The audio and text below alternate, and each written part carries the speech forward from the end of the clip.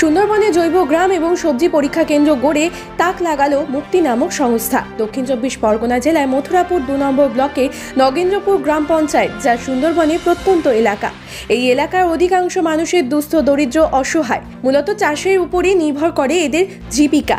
তার উপরেই বর্তমান সময় রাসায়নিক সারের যে রমরমা, কে কত ভালো সবজি তৈরি করতে পারে তার প্রতি নিয়ত প্রতিযোগিতা চলছে চাষিদের মধ্যে।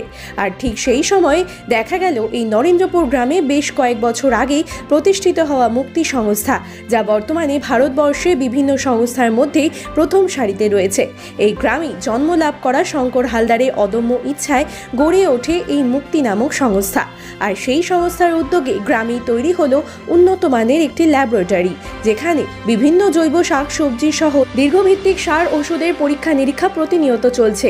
আর তার উপরে নরেন্দ্রপুর গ্রামে জৈব গ্রাম হিসেবে সবাই এর কাছেই পরিচিত, যে গ্রামে রাসায়নিকের কোনো ছোঁয়া নেই। এখানকার সমস্ত চাষিরাই রাসায়নিক বর্জন করে মুক্তির দেখানো পথে জৈব দিয়েই ফলাচ্ছে ফসল। তাই এই জৈব গ্রাম এখন বাংলার দরবারে একটি নাম।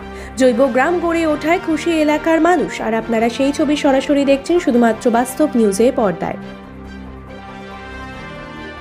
নাও এবং তাতে কিছুটা মারাও যেতে পারে। ওই কারণে আমরা যাতে এই আবহাওয়ার এই অনুযায়ী বাঁচতে পারে, এই ল্যাবটা হচ্ছে আমাদের কলকাতা ইউনিভার্সিটি কৃষ্ণেন্দু আচার্য, ওনার তত্ত্বাবধানে এই যে ল্যাবটা হচ্ছে।